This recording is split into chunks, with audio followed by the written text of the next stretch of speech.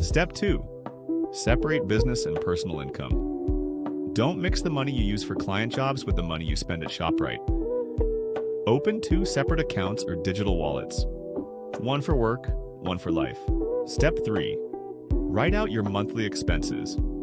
List your essentials like rent, food, transport, airtime, electricity, and subscriptions.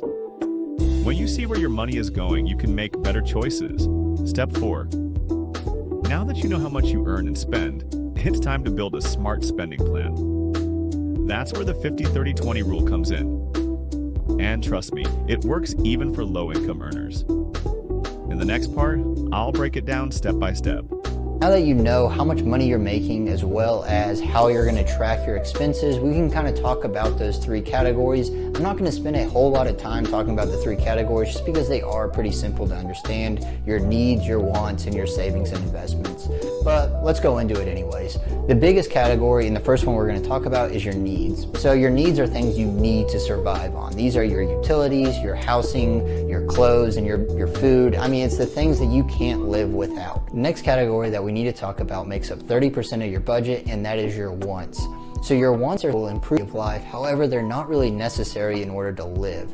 So your wants are anything from that new pair of shoes to maybe a puppy to, I don't know, dinner out every night or something like that. I don't know. I don't do that, but maybe you guys can budget for it. A lot of people are afraid of budgeting because they're worried that if they budget, that they won't be able to enjoy life and that they're always going to be worried about penny pinching. However, that's just not the case. Look at this 50-30-20 rule. 30% of your take-home pay can be used towards your wants.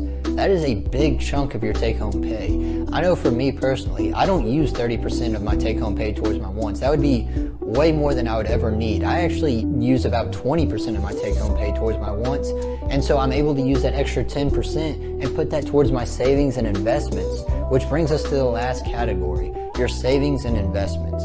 So although this is the smallest of the 3 categories, it's going to make the biggest impact on your financial future as well as a big impact on your happiness in the future as well. So you want to make sure to at least put in that 20% into your savings and investments. Otherwise, you're putting yourself into a bad position in the future where you're going to have to try to make up that money late in life. Whereas if you can follow this budget early on in life, even though it's a small percentage, 20% of your take-home pay, that's not that much. It can put you in a great position later on in life.